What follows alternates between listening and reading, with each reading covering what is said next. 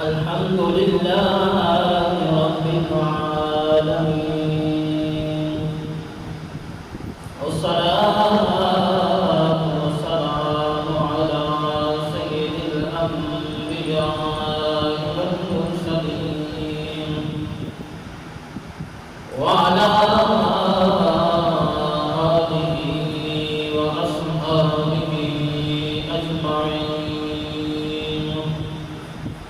يا ربي وسلم وسلم دائما أبدا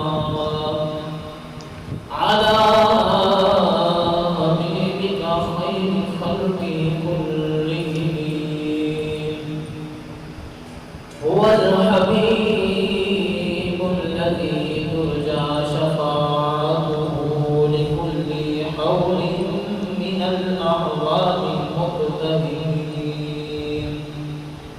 أما بعد فأعوذ بالله من الشيطان الرجيم.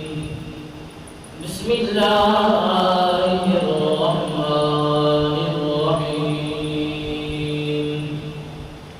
ألف لام را. تلك آيات الكتاب المبين. إنا أنزلناه قرآنا عربيا لعلكم تعقلون. نحن نقص عليك أحسن القصص بما أوحينا إليك هذا القرآن وإن كنت من قبله لمن الغافلين. إذ قال يوسف لأبيه يا أبت إني رأيت 11 كوكبا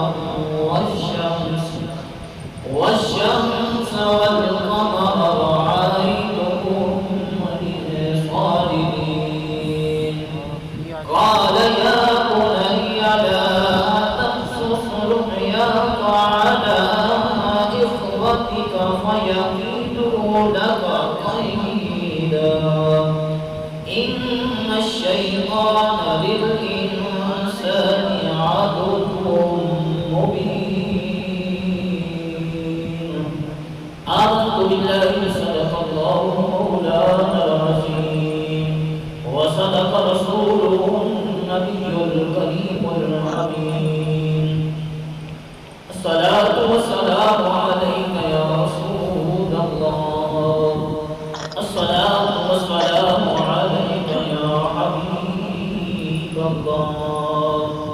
الصلاة والسلام عليك يا رحمة للعالمين وعلى آلك وأصحابك يا راحة العاشقين. ذکر تیرے یار دا مولا کردا رہ جاں. ذکر تیرے یار دا مولا کردا رہ جاں. تو بھی راضی میں بھی اپنا کردا رہ جاں. تو بھی راضی میں بھی اپنا کردا رہ جاں.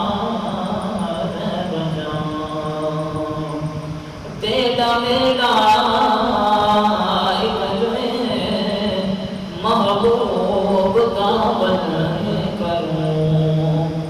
تیرا میرا ایک جو ہے محبوب کا بن کروں. عرش تے تو ناکن میں ایک جمعدار بجاں. عرش تے تو ناکن میں ایک جمعدار بجاں. لوگ پڑھسن حد نمازاں میرے ذمے کملائی لوگ. لوگ پڑھسن حد نمازاں میرے ذمے کملا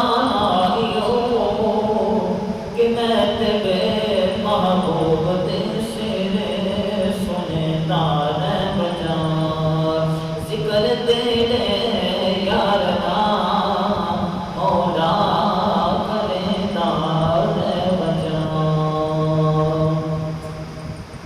اللہ خالق رب العالمین عزت کی انہی ثنا حضور صلی اللہ علیہ وآلہ وسلم کی ذات بابرکات پر مظلانہ عقیدت و درود و سلام پیش کرنے کے بعد خدا کریم میری آپ کی حاضری قبول ہو۔ حضرات جی احتشام پچھلے جمعے جو میں نے ذکر کیا سورہ یوسف کو لے کے چل رہے ہیں، 3 آیت مبارکہ میں نے آپ احباب کے سامنے پچھلے جمعے جو ذکر کیا تھا اس سے آگے آج چوتھی سورۃ آیت مبارکہ سورۃ یوسف کی تلاوت ہو رہی ہے۔ اس کے اندر بات یہ مل رہی ہے اگر وہ مکے کے لوگ حضور سے سوال نہ کرتے کہ یوسف کون تھا اور وہ مصر میں کیسے گیا، اس کے ساتھ کیسے معاملات پیش آئے، تو پھر ہمیں کیسے پتا چلتا؟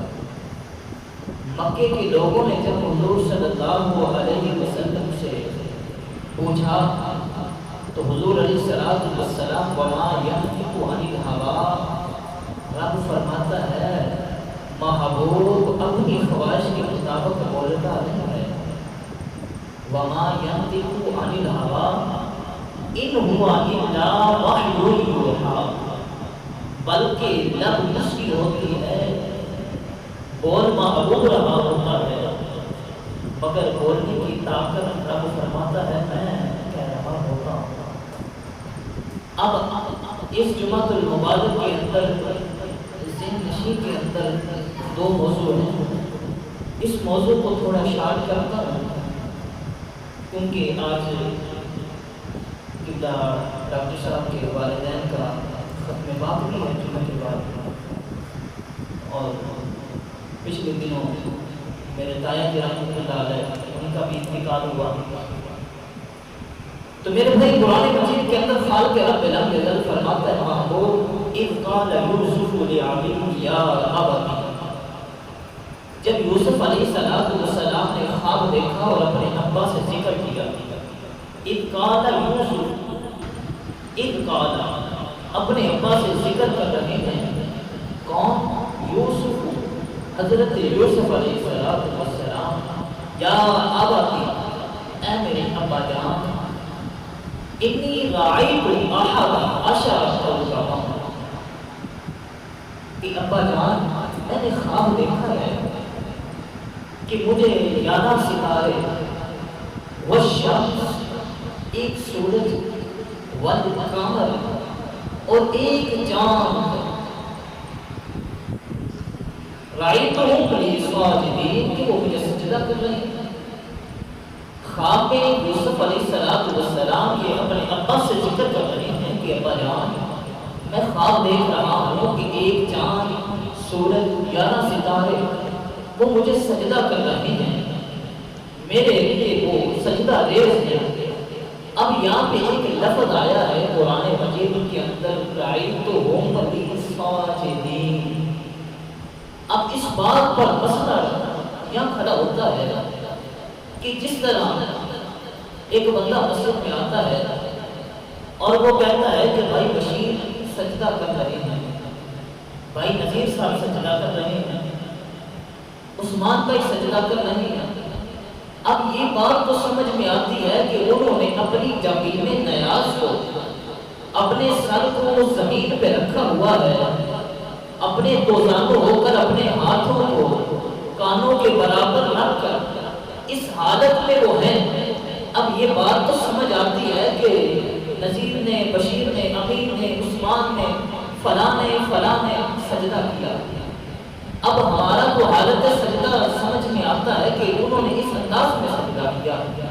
اب ایک بندہ کہتا ہے کہ بھائی فلاں بندہ رکوع کر رہا ہے، اب یہ مسئلہ ذہن نشین ہوتا ہے کہ وہ اپنے ہاتھوں کو گھٹنوں پر رکھ کر جھکا ہوا ہے، اس نے اپنی نظریں جو ہیں وہ پاؤں کے انگوٹھے پر رکھی ہوئی ہے، اس انداز میں کھڑا ہے۔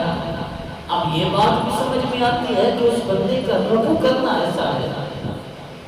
اب ہم ایک لفظ کہتے ہیں کہ ہم اتحیات پہ بیٹھے ہیں، اب یہ بات بھی سمجھ میں آتی ہے کہ بندہ دو جانو ہو کر بیٹھا ہوا ہے۔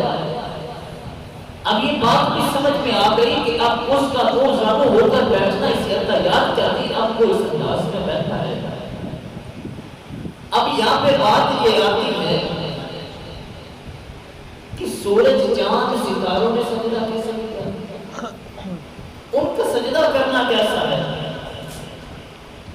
نہ تو ان کی پہچانی ہے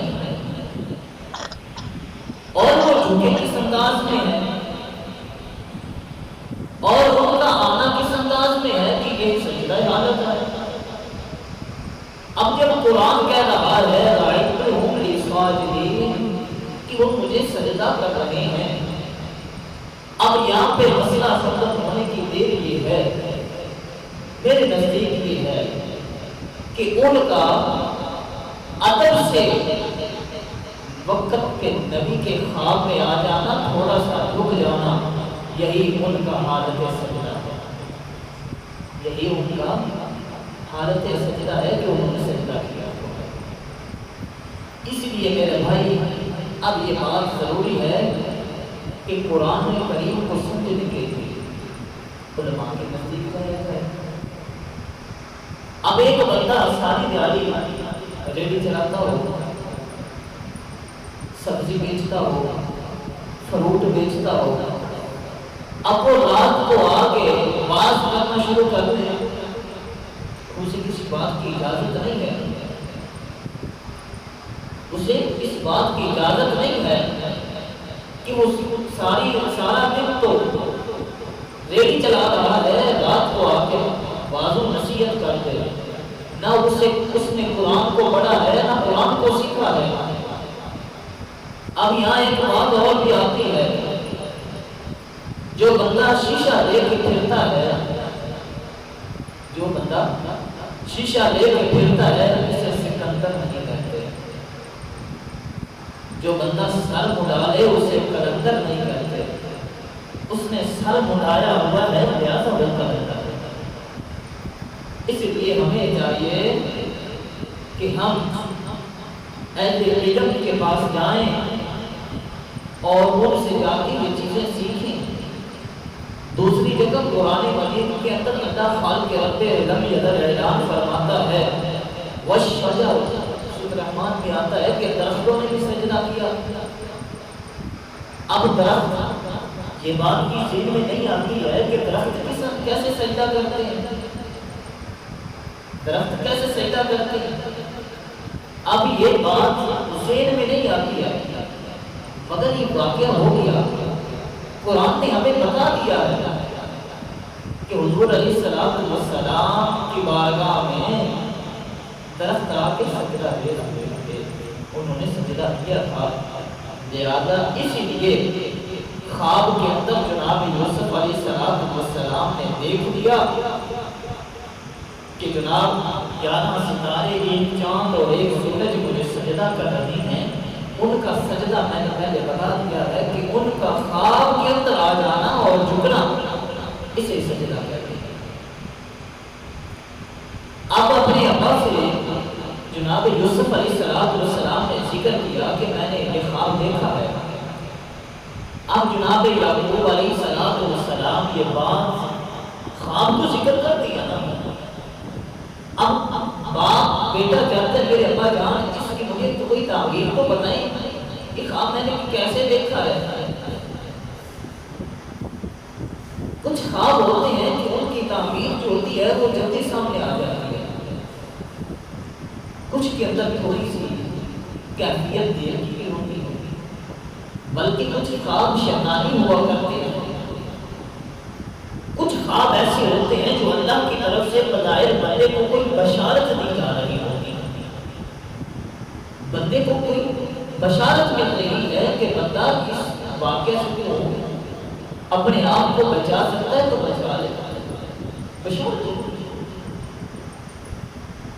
تو جب حضرت یوسف علیہ السلام نے ذکر کر دیا کہ ابا میں نے خواب دیکھا ہے، اب حضرت یعقوب علیہ السلام بنا کسی تکلیف کیے وہیں بیٹھے بغیر سوچے سمجھے آپ نے فرمایا بیٹا یا بنیا اے میرے جان جیسے حسین بیٹے لا تقصص رؤیاک علی اخواتک، بیٹا یہ جو تم نے خواب دیکھا یہ معمولی خواب نہیں ہے، لا تقصص رؤیاک، اس خواب کا ذکر اپنے بھائیوں کے سامنے نہ کرنا، لا تقصص رؤیاک علی اخواتک، یہ خواب معمولی نہیں ہے تو اس خواب کا ذکر اپنے بھائیوں کے سامنے نہ کرنا۔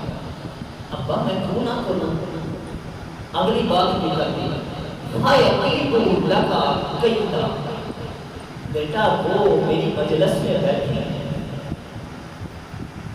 وہ میرے گھر میں انہوں نے پرورش پائی ہے، بیٹا تو اتنا انہیں نہیں جانتا جتنا میں یا وہ ان بیٹوں کو جانتا ہوں۔ اب یہ میرے بچے ہیں، تجھے مارنے کے رستے سے ہٹانے کے اب یہ کوششیں کریں گے، لہذا بیٹا یہ جو تم نے خواب دیکھا ہے اس کا ذکر اپنے بھائیوں کے سامنے مت کرنا۔ تو یہاں ایک بات اور آتی ہے، جب حضرت یعقوب علیہ السلام بیٹے کو کہہ رہے ہیں کہ یہ جو تو خواب دیکھا ہے اگر تو ذکر کرے گا تو یہ بیٹے دوسرے تیرے بھائی کاوشیں کریں گے، ہمارا بھائی اور ایسے کام، ان کے دلوں کے اندر حسد آ جائے گا۔ کیا آ جائے گا؟ حسد آ جائے گا، جس کا ذکر قرآن مجید کے اندر خالق رب لم یزل من شر حاسد اذا حسد، اس بات کی تعلیم ہے حسد، کہ ایک بندہ ایسا ہے اس نے اپنی دکان بنا دی ہے، اب اس بندے کے سامنے ایک اور دکان بنی ہوئی ہے، وہ پرانی دکان ہے، اب اس کے پاس گاہک جو ہیں وہ دھڑا دھڑا رہے ہیں، لین دین کے معاملات اس کے تقبے ہیں، اب وہ دوسروں سے اپنے گاہکوں سے بڑی محبت سے بات کرتا ہے، اب سامنے والا دکاندار جو ہے اس سے یہ بات تو کہی جا رہی ہے کہ میری دکان پہ کیوں نہیں آتے، اس کے پاس کیوں جا رہے ہیں، اب وہ اس دکان کو ختم کرنے کے کئی طریقے استعمال کرے گا، اس کے دل کے اندر اور دماغ کے اندر شیطان حاوی ہوتا چلا جائے گا کہ ذرا تو اس طرح کر، مکتب عشق کا دستور نادار دیکھا، مکتب عشق کا دستور ناداست دیکھا، اس کو سبق نہ ملے جس کو سبق یاد نہ ہوا، اس کو چھٹی نہ ملے جس کو سبق یاد نہ ہوا۔ اب مسئلہ یہ کہ اب شیطان آپ کے بندے پر حاوی ہوتا ہے، اسے آ کے کہتا ہے کہ بھائی یہ دیکھ تیرا ساتھی ہے، یہ دن پر دن بڑھتا جا رہا ہے، تو پیچھے رہتا جا رہا ہے، زیادہ تو کچھ تو کر لے۔ اب یہ تھا خواب جناب یوسف علیہ السلام نے دیکھا کہ بیٹا یہ معمولی چیزیں نہیں ہیں جن کو تو نے دیکھ لیا ہے۔ پھر عرصہ دراز کے بعد تقریباً اس وقت حضرت یوسف علیہ السلام کی عمر بعد جو تھی وہ 13 سال تھی جب آپ نے یہ خواب دیکھا تھا، عمر 13 سال تھی۔ وقت گزرنے کے بعد آپ نے پھر اس خواب کی تعبیر کی، نظر ثانی ہوئی کہ آپ مصر پر تحت نشین ہوئے اور انہی بھائیوں نے پھر آپ کے سامنے سر سجدے میں رکھا، سجدہ کیا۔ اس وقت حضرت یعقوب علیہ السلام نے فرمایا بیٹا جو تو نے بچپن میں خواب دیکھا تھا آج تو اس کی تعبیر دیکھ رہا ہے۔ اسی طرح دوسرا خواب بھی حضرت ابراہیم علیہ السلام نے بظاہر خواب دیکھا تھا، تو اس خواب کو بھی اللہ خالق رب کائنات نے پورا کر کے امت کو پتہ چلا دیا کہ یہ خواب خواب نہیں ہوتے، میں اور آپ کے خواب دیکھتے ہیں مگر نبی کے اور ہمارے خواب دیکھنے میں بڑا فرق ہوتا ہے۔ ہم سو جائیں تو ہمارا غسل اٹھ جاتا ہے۔ حضرت عائشہ صدیقہ رضی اللہ تعالی عنہا فرماتی ہیں کہ حضور ایک مرتبہ نماز تہجد پڑھتے پڑھتے سو گئے، پھر اسی طرح اٹھے، پھر نماز شروع کر دی۔ میں نے حضور کی بارگاہ رسالت امام میں عرض کی، حضور آپ تو سو گئے تھے۔ فرمایا عائشہ امت کے سونے میں اور نبی کے سونے میں بڑا فرق ہوتا ہے۔ نبی سوتا ہے تو اس کا وضو پہلے سے بہتر ہوتا ہے، امت سوتی ہے تو اس کا وضو ختم ہو جاتا ہے، ٹوٹ جایا کرتا ہے۔ یہ بات تو ذہن میں آ جاتی ہے۔ اب تیسرا خواب قرآن کے اندر جو ذکر ہے کہ تیسرا خواب حضور علیہ السلام نے دیکھا جب حضور مکہ سے مدینہ کی طرف تھے، ہجرت کر کے گئے، تو اس وقت حضور نے خواب میں دیکھا کہ میں اور 1.25 صحابہ میرے ساتھ بیت اللہ کا طواف کر رہے ہیں، میرے ساتھ 1.25 صحابہ ہم بیت اللہ کا طواف کر رہے ہیں اور صدائیں بلند ہے، لبیک اللہم لبیک لبیک لا شریک لک لبیک، یہ صدائیں بلند ہیں۔ تو حضور نے جب صحابہ سے اس کا ذکر کیا تو صحابہ اکرام نے سوالی تیار کرنا شروع کر دیا کہ حضور کا خواب در حقیقت خواب نہیں ہے بلکہ ہمیں حکم ملا ہے کہ آپ جائیں گے۔ پھر اسی طرح ایک اور خواب کا بھی میں ذکر کرتا چلو بس، کیونکہ اگر اسی مسئلے میں بات رہی جو میں نے آیت کریمہ پڑھی ہے تو بات بڑی لمبی ہو جائے گی۔ تیسرا خواب یہ میرے نزدیک حضور علیہ السلام نے مجلس بلائی، جسے مجلس شورا کہتے ہیں، جس طرح قانون سازی ہوتی ہے، قانون بدلنے کے لیے ممبران کو، بڑے لوگوں کو، سرداروں کو اکٹھا کر کے فیصلہ کیا جاتا ہے کہ آگے کا کیا رد عمل بنایا جائے۔ حضور علیہ السلام نے صحابہ سے پوچھا کہ بتاؤ ذرا نماز کا ٹائم جو ہے ہو جائے تو پھر لوگوں کو بلانے کے لیے کیا کیا جائے۔ ایک کھڑا ہوا اور اس نے کہا یا رسول اللہ صلی اللہ علیہ وسلم، اس طرح کرتے ہیں کہ ایک آدمی کھڑا ہو کے وہ ڈھول کو بجائے گا تاکہ پتہ چل جائے کہ نماز کا وقت ہو گیا ہے۔ حضور نے اگر اس ڈھول کو پسند فرماتے تو آج سے 1400 سال پہلے فرما دیتے کہ ٹھیک ہے کر لیا کرو۔ حضور نے فرمایا کہ نہیں، آج ہم شریعت کے مطابق یہ قبر بھی نہیں کر رہے ہوتے۔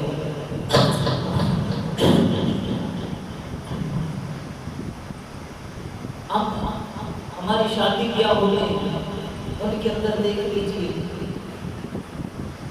میں نے پچھلے دنوں میں ذکر کیا کہ نکاح کے لیے 6 شرطیں ہیں، وہ شرطیں تو ہم پوری نہیں کرتے، ہاں کچھ کرتی ہیں، ان شرطوں پر بھی کچھ عمل ہوتا ہے، مگر اس کے اندر بھی ہم شریعت کو لے کے آتے ہیں، شریعت کو لے کر دعوت ولیمہ حضور کی سنت ہے۔ آج ہم اپنے دعوت ولیمہ کو دیکھیں، اصل میں دعوت ولیمہ حضور فرماتے ہیں صحابی کی شادی ہوئی نا تو وہ حضور کی بارگاہ میں آئے، حضور نے فرمایا کہ کیا تم نے دعوت ولیمہ کر دیا؟ کہا حضور نہیں۔ حضور نے فرمایا تجھے پتہ نہیں میری سنت ہے؟ کہا حضور قریب ہوگی۔ حضور نے فرمایا کہ یہ بکری لے جائے اسے ذبح کر کے غرباء میں تقسیم کر، مقام کے لوگوں کو کھلا دینا، یہ تیرا دعوت ولیمہ ہے۔ آج اس کے اندر ہم کیا کرتے ہیں؟ اپنے عزیزوں کو بلایا، میں اکثر شادیوں میں سجا کے دیکھتا ہوں، بلکہ اس وقت ہمارے ذہن میں ایک بات چلتی ہے کہ میں نے 1000 روپیہ دے مگر نہیں ہو میرا پاس، امید رکھا بھی کم کوئی نہ مجھے 2000 روپیہ مگر دینا۔ یہ نیکی نہیں ہے، یہ تو ہم کاروبار کر رہے ہیں، یہ ہمارے کیا کاروبار کر رہے ہیں۔ یار اس وقت وقت دیتے وقت اگر نیت یہ آ گئی کہ یار غریب آدمی ہے، میں اس کی مدد کر دیتا ہوں، یہ پیسے اس کے کچھ کام آ جائیں گے، یہ تو فائدہ ہو گیا، یہ تو پھر نیکی ہو گئی، انما الاعمال بالنیات، اس کا تو فائدہ ہو گیا۔ یہ جو ہم سوچ کے یہ کر رہے ہیں یہ نیکی نہیں ہے، بلکہ یہ تو ہم کاروباری سسٹم بنایا ہوا ہے۔ اِنَّ لِلَّهِ وَإِنَّا إِلَيْهِ رَاجِعُونَ، اللہ پاک ہمیں اس سے محفوظ فرمائے۔ تو حضور نے فرمایا یہ ڈھول ڈھولتا یہ کہاں لکھا ہوگا؟ چند دن پہلے آپ نے دیکھا ہوگا کہ یہاں پہ شادی ہوئی، اس ساری رات انہوں نے وہ پٹاخے بجائے، ڈھول بجائے۔ ہو سکتا ہے کہ محلے کے اندر کوئی ایسا قلیل بیمار ہو جو سکون چاہتا ہو، بظاہر ہمیں یہ نیک عمل کر رہے ہیں، یہ ایک نیک عمل ہے، اس کے اندر یہ عمل کرتے ہوئے کئیوں نے بددعائیں دی ہوں گی، کئیوں نے دل سے بددعائیں نکالی ہوں گی، اللہ ان کا بنا بنا کر اس شادی کا کوئی فائدہ کیا رہا ہے؟ اگر آپ نے کرنا ہی تھا تو خاموشی سے جو کرنا ہے کر دیا۔